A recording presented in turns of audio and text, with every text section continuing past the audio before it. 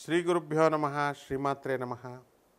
ఓం వసుదేవసుతం దేవం కంసచాణూరమర్దనం దేవకీ పరమానందం కృష్ణం వందే జగద్గురుం. జగద్గురువైనటువంటి శ్రీకృష్ణ పరమాత్మల వారికి, జగదేక వీరుడైనటువంటి అర్జునుల వారి పాదపద్మాలకు ప్రణామాలు చేస్తున్నాను.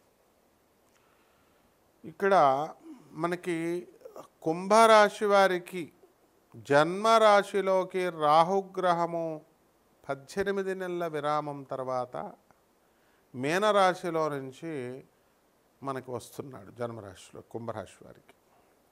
ఆ విధంగా రావడం వల్ల ధనానికి సంబంధించి లాస్ట్ నెలతో పోల్చుకుంటే పర్వాలేదు, కాస్త ఇంప్రూవ్మెంట్ అనేటటువంటిది ఉంటుంది. కానీ వీళ్ళకందరికీ కూడా అనవసరమైనటువంటి వితండవాదాలు చేయడము, కాస్త మానసికంగా అశాంతి కలిగి ఉండడము, ఆలోచన విధానంలో కాస్త విప్లవాత్మకంగా ఉండడము, ఇలాంటివన్నీ కూడా ఈ కుంభరాశి వారికి రావడానికి అవకాశాలు ఎక్కువగా ఉంటాయి.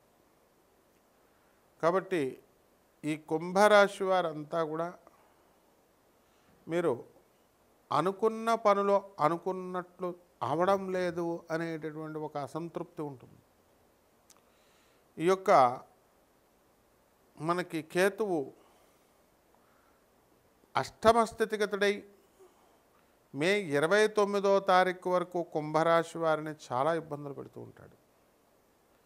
దానివలన మీరందరూ కూడా మరణ సదృశ్యమైనటువంటి ఆత్మహత్యా సదృశ్యమైనటువంటి సమస్యలు వస్తూ ఉంటాయి.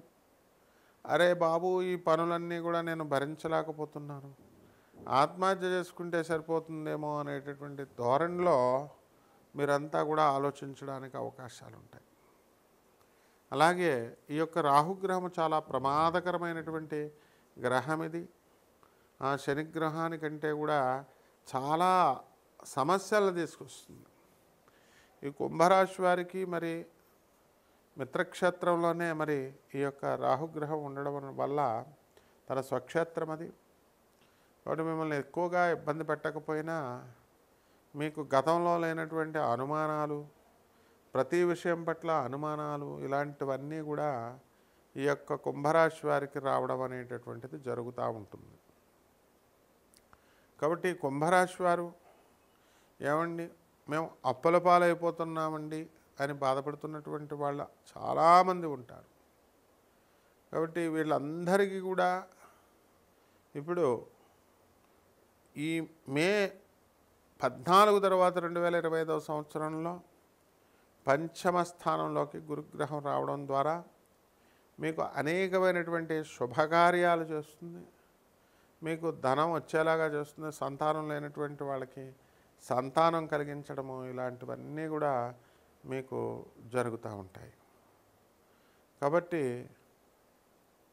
ఈ యొక్క కుజగ్రహము మరి నేచపట్టి మీ అందరికీ కూడా కర్కాటక రాశిలో నేచపట్టడం వల్ల మీకు ఏం జరుగుతుందంటే కాస్త స్వల్పంగా శత్రుపీడ అనేటటువంటి దాన్ని మీకు తగ్గించడానికి అవకాశాలు ఉంటాయి.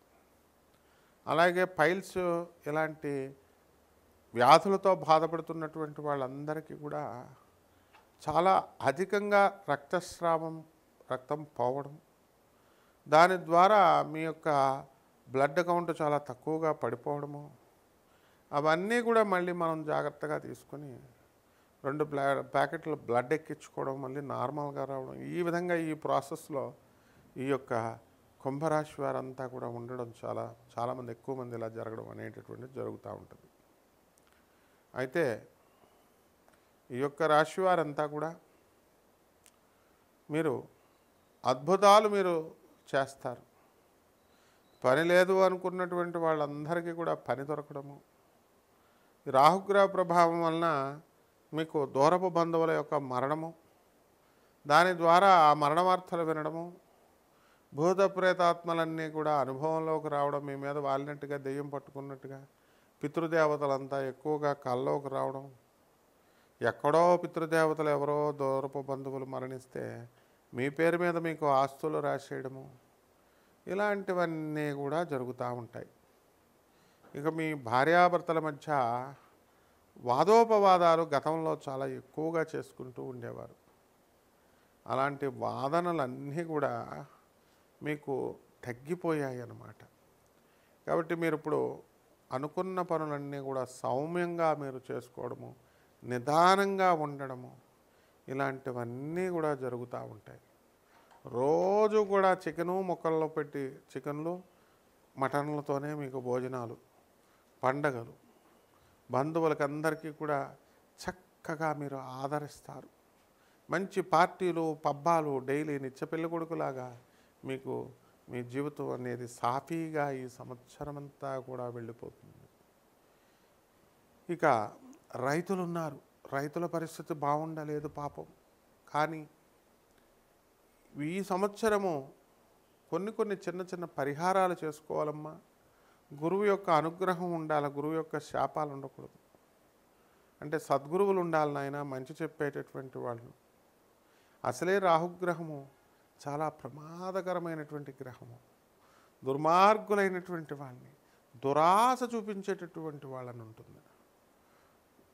అసలు మీకు మీ దగ్గరికి వచ్చేటటువంటి వాళ్ళు బట్టబుర్రలతో వస్తారు, అన్నదమ్ముల్ని విడదీసేస్తారు. అరే మీ వ్యాపారాలు మీరు చేసుకోండి, మీ వ్యాపారాలు మీరు చేసుకోండి, నేనున్నాను మీ వెనకాల అని చెప్పేసి దొంగ సలహాలు ఇచ్చి మధ్యలో వదిలేసి బుడుక్కుమని వెళ్ళిపోతారు. ఇలాంటి వాళ్ళు చాలామంది వచ్చేస్తారు నాయన. కుంభరాశి వాళ్ళు చాలా జాగ్రత్తగా ఉండాలి బాబు. మీ పెళ్ళం మాట వినండి, మీరు బాగుపడతారు. మంచి వ్యక్తులతో ఫ్రెండ్షిప్లు చేయండి.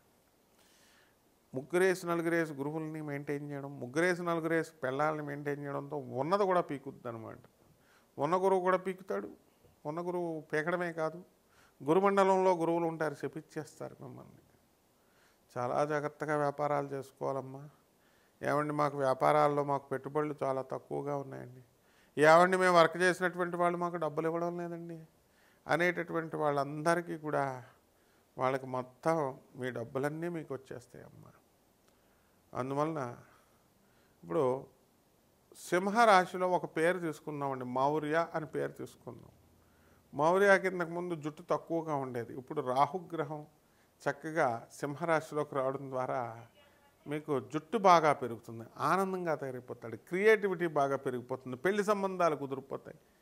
అసలు కుంభరాశి అమ్మాయిని కనుక పెళ్లి చేసుకున్నాడు అనుకోండి, ఎక్కడికో వెళ్ళిపోతాడు.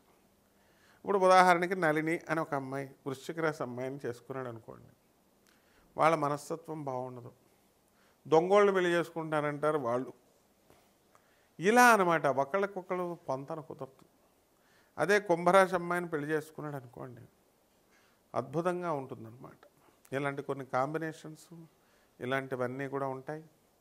వ్యక్తిగత జాతకాలు మీరు తెలుసుకోవాలనుకునేటటువంటి వాళ్ళు మేము నాన్ కమర్షియల్ బేసిస్తో మేము జాతకాలు చెబుతాం కాబట్టి మీరంతా కూడా నిర్మోహమాటంగా మీకు చక్కగా మీరు పెట్టచ్చు.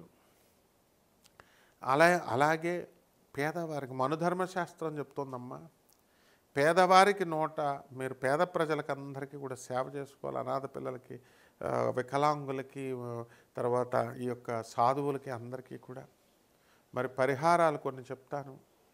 ఈ యొక్క కుంభరాశి వారికి ఏలినెట్ శని జరుగుతుంది కాబట్టి శని జపం చేయండి, శని స్తోత్రాలు చదవండి. శనికి కిలోంపావు నల్ల నువ్వు ఈ యొక్క నల్ల నువ్వుల్ని, నల్లని వస్త్రాలని పేద బ్రాహ్మణులకి శనివారం నాడు ఉదయం 8 గంటలకి దానం చేసుకోండి. దశమహావిద్యల్లో ఒకటైనటువంటి మహాకాళి అమ్మవారి యొక్క హోమాన్ని మీ ఇళ్లలో జరిపించుకోవడం ద్వారా అద్భుతంగా మీ యొక్క జాతకం మారిపోతుంది. శుభమస్తు.